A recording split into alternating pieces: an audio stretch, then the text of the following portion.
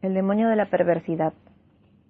En la consideración de las facultades e impulsos de los prima mobilia del alma humana, los frenólogos han olvidado una tendencia que, aunque evidentemente existe como un sentimiento radical, primitivo, irreductible, los moralistas que los precedieron también habían pasado por alto.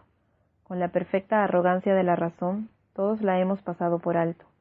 Hemos permitido que su existencia escapara a nuestro conocimiento, tan solo por falta de creencia, de fe, sea fe en la revelación o fe en la cábala. Nunca se nos ha ocurrido pensar en ella, simplemente por su gratitud. No creímos que esa tendencia tuviera necesidad de un impulso. No podíamos percibir su necesidad. No podíamos entender, es decir, aunque la noción de este premium móvil se hubiese introducido por sí misma, no podíamos entender de qué modo era capaz de actuar para mover las cosas humanas, ya temporales, ya eternas. No es posible negar que la frenología y en gran medida toda la metafísica han sido elaboradas a priori. El metafísico y el lógico, más que el hombre que piensa o el que observa, se ponen a imaginar designios de Dios, a dictarse propósitos. Habiendo sondeado de esta manera a gusto las intenciones de Jehová, construyen sobre estas intenciones sus innumerables sistemas mentales. En materia de frenología, por ejemplo, hemos determinado primero, por lo demás era bastante natural hacerlo, que entre los designios de la divinidad se contaba el de que el hombre comiera. Asignamos pues a éste un órgano de la alimentividad para alimentarse, y este órgano es el acicate con el cual la deidad fuerza al hombre, quieras que no, a comer.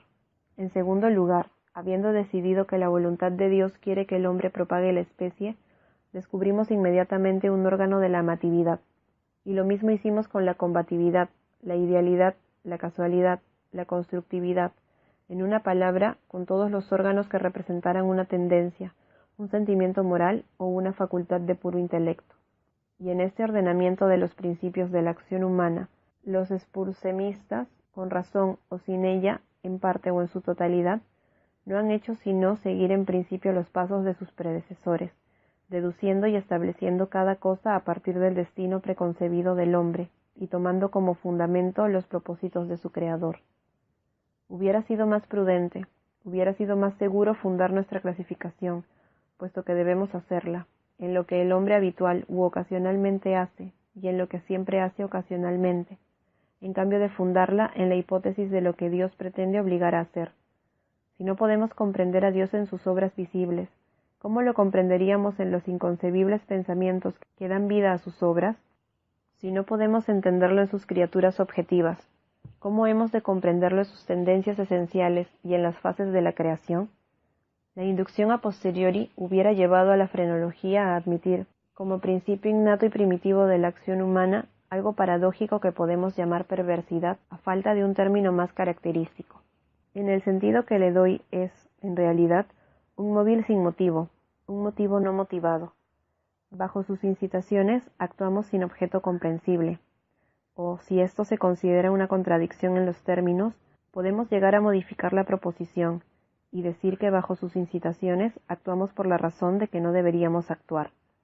En teoría, ninguna razón puede ser más irrazonable, pero, de hecho, no hay ninguna más fuerte. Para ciertos espíritus, en ciertas condiciones, llega a ser absolutamente irresistible.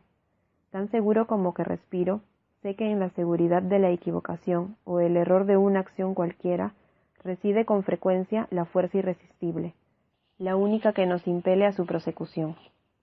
Esta invencible tendencia a hacer el mal por el mal mismo no admitirá análisis o resolución en ulteriores elementos. Es un impulso radical, primitivo, elemental. Se dirá, lo sé, que cuando persistimos en nuestros actos porque sabemos que no deberíamos hacerlo, nuestra conducta no es sino una modificación de la que comúnmente provoca la combatividad de la frenología. Pero una mirada mostrará la falacia de esta idea. La combatividad, a la cual se refiere la frenología, tiene por esencia la necesidad de autodefensa. Es nuestra salvaguardia contra todo daño. Su principio concierne a nuestro bienestar, y así el deseo de estar bien es excitado al mismo tiempo que su desarrollo. Se sigue que el deseo de estar bien debe ser excitado al mismo tiempo por algún principio que será una simple modificación de la combatividad. Pero en el caso de esto que llamamos perversidad, el deseo de estar bien no solo no se manifiesta, sino que existe un sentimiento fuertemente antagónico. Si se apela al propio corazón, se hallará, después de todo, la mejor réplica a la sofistería que acaba de señalarse. Nadie que consulte con sinceridad su alma y la someta a todas las preguntas estará dispuesto a negar que esa tendencia es absolutamente radical. No es más incomprensible que característica. No hay hombre viviente a quien en algún periodo no lo haya atormentado, por ejemplo, un vehemente deseo de torturar a su interlocutor con circunloquios. El que habla advierte el desagrado que causa, tiene toda intención de agradar. Por lo demás, es breve, preciso y claro. El lenguaje más lacónico y más luminoso lucha por brotar de su boca. Solo con dificultad refrena su curso, teme y lamenta la cólera de aquel a quien se dirige. Sin embargo, se le ocurre la idea de que puede engendrar esa cólera con ciertos incisos y ciertos paréntesis. Este solo pensamiento es suficiente. El impulso crece hasta el deseo hasta el anhelo hasta un ansia incontrolable, y el ansia, con gran pesar y mortificación del que habla y desafiando todas las consecuencias, es consentida. Tenemos ante nosotros una tarea que debe ser cumplida velozmente. Salvemos que la demora será ruinosa. La crisis más importante de nuestra vida exige a grandes voces energía y acción inmediatas. Ardemos, nos consumimos de ansiedad por comenzar la tarea, y en la anticipación de su magnífico resultado, nuestra alma se enardece. Tiene que ser emprendida hoy, y sin embargo, la dejamos para mañana. ¿Y por qué? No hay respuesta, salvo que sentimos esa actitud perversa, usando la palabra sin comprensión del principio. El día siguiente llega, y con él una ansiedad más impaciente por cumplir con nuestro deber, pero con este verdadero aumento de ansiedad llega también un indecible anhelo de postergación realmente espantosa por lo insondable. Este anhelo cobra fuerzas a medida que pasa el tiempo. La última hora para la acción está al alcance de nuestra mano. Nos estremece la violencia del conflicto interior, de lo definido con lo indefinido, de la sustancia con la sombra. Pero si la contienda ha llegado tan lejos, la sombra es la que vence, luchamos en vano. Suena la hora y doblan a muerto por nuestra felicidad. Al mismo tiempo es el canto del gallo para el fantasma que nos había atemorizado. Vuela, desaparece, somos libres. La antigua energía retorna. Trabajaremos ahora. ¡Ay! Es demasiado tarde. Estamos al borde de un precipicio. Miramos el abismo. Sentimos malestar y vértigo. Nuestro primer impulso es retroceder ante el peligro. Inexplicablemente nos quedamos. En lenta graduación, nuestro malestar y nuestro vértigo se confunden en una nube de sentimientos inefables. Por grados aún más imperceptibles, esta nube cobra forma, como el vapor de la botella de donde surgió el genio en las 1001 noches. Pero en esa nube nuestra, al borde del precipicio, adquiere consistencia una forma mucho más terrible que cualquier genio o demonio de leyenda. Y sin embargo, es solo un pensamiento, aunque temible, de esos que hielan hasta la médula de los huesos con la feroz delicia de su horror. Es simplemente la idea de lo que serán nuestras sensaciones durante la veloz caída de semejante altura. Y esta caída, esta fulminante aniquilación, por la simple razón de que implica la más espantosa y la más abominable entre las más espantosas y abominables imágenes de la muerte, y el sufrimiento que jamás se hayan presentado a nuestra imaginación. Por esta simple razón la deseamos con más fuerza, y porque nuestra razón nos aparta violentamente del abismo, por eso nos acercamos a él con más ímpetu. No hay en la naturaleza pasión de una impaciencia tan demoníaca como la del que, estremecido al borde de un precipicio, piensa arrojarse en él. Aceptar por un instante cualquier atisbo de pensamiento significa la perdición inevitable, pues la reflexión no hace sino apremiarnos para que no lo hagamos, y justamente por eso, digo, no podemos hacerlo. Si no hay allí un brazo amigo que nos detenga, o si fallamos en el súbito esfuerzo de echarnos atrás, nos arrojamos, nos destruimos. Examinemos estas acciones y otras similares. Encontraremos que resultan solo del espíritu de perversidad. Las perpetramos simplemente porque sentimos que no deberíamos hacerlo. Más acá o más allá de eso, no hay principio inteligible, y podríamos en verdad considerar su perversidad como una instigación directa del demonio, si no supiéramos que a veces actúa en fomento del bien.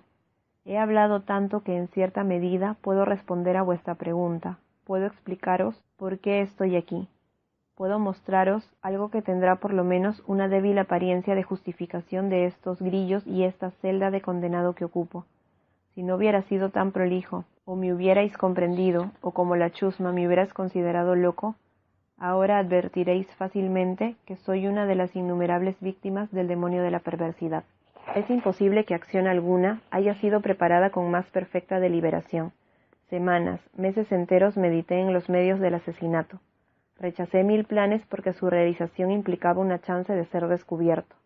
Por fin, leyendo algunas memorias francesas, encontré el relato de una enfermedad casi fatal, sobrevenida a Madame Pilau por obra de una vela accidentalmente envenenada. La idea impresionó de inmediato mi imaginación. Sabía que mi víctima tenía la costumbre de leer en la cama. Sabía también que su habitación era pequeña y mal ventilada. Pero no necesito fatigaros con detalles impertinentes. No necesito describir los fáciles artificios mediante los cuales sustituí en el candelero de su dormitorio la vela que allí encontré por otra de mi fabricación. A la mañana siguiente lo hallaron muerto en su lecho, y el veredicto del coronel fue: muerto por la voluntad de Dios. Heredé su fortuna y todo anduvo bien durante varios años. Ni una sola vez cruzó por mi cerebro la idea de ser descubierto. Yo mismo hice desaparecer los restos de la bujía fatal. No dejé huella de una pista por la cual fuera posible acusarme o siquiera hacerme sospechoso del crimen. Es inconcebible el magnífico sentimiento de satisfacción que nacía en mi pecho cuando reflexionaba en mi absoluta seguridad. Durante un periodo muy largo me acostumbré a deleitarme en ese sentimiento. Me proporcionaba un placer más real que las ventajas simplemente materiales derivadas de mi crimen. Pero le sucedió por fin una época en que el sentimiento agradable llegó, en gradación casi imperceptible, a convertirse en una idea obsesiva, torturante por lo obsesiva. Apenas podía librarme de ella por momentos. Es harto común que nos fastidie el oído, o más bien la memoria, el machacón estribillo de una canción vulgar o algunos compases triviales de una ópera. El martirio no sería menor si la canción en sí misma fuera buena, en el cría de ópera meritoria. Así es como al fin me descubría permanentemente pensando en mi seguridad y repitiendo en voz baja la frase: estoy a salvo. Un día, mientras vagabundeaba por las calles, me sorprendí en el momento de murmurar, casi en voz alta, las palabras acostumbradas. En un acceso de petulancia les di esta nueva forma: estoy a salvo si no soy lo bastante tonto para confesar abiertamente. No bien pronuncié estas palabras, sentí que un frío de hielo penetraba hasta mi corazón. Tenía ya alguna experiencia de estos accesos de perversidad, cuya naturaleza he explicado no sin cierto esfuerzo, y recordaba que en ningún caso había resistido con éxito sus embates. Y ahora, la casual insinuación de que podía ser lo bastante tonto para confesar el asesinato del cual era culpable, se enfrentaba conmigo como la verdadera sombra de mi asesinato y me llamaba a la muerte. Al principio hice un esfuerzo para sacudir esta pesadilla de mi alma. Caminé vigorosamente más rápido, cada vez más rápido para terminar corriendo. Sentí un deseo enloquecedor de gritar con todas mis fuerzas. Cada ola sucesiva en mi pensamiento me abrumaba de terror, pues, ay, yo sabía bien, demasiado bien, que pensar en mi situación era estar perdido. Aceleré aún más el paso, salté como un loco por las calles atestadas. Al fin, el populacho se alarmó y me persiguió. Sentí entonces la consumación de mi destino. Si hubiera podido arrancarme la lengua lo habría hecho, pero una voz ruda resonó en mis oídos. Una mano más ruda me aferró por el hombro. Me volví, abrí la boca para respirar. Por un momento experimenté todas las angustias del ahogo. Estaba ciego, sordo, aturdido. Y entonces algún demonio invisible, pensé, me golpeó con su ancha palma en la espalda. El secreto, largo tiempo prisionero, irrumpió de mi alma. Dicen que hablé con una articulación clara, pero con marcado énfasis y apasionada prisa, como si temiera una interrupción antes de concluir las breves pero densas frases que me entregaban al verdugo y al infierno. Después de relatar todo lo necesario para plena acusación judicial, caí por tierra desmayado. Pero, ¿para qué diré más? Hoy tengo estas cadenas y estoy aquí. Mañana estaré libre, pero ¿dónde? Fin.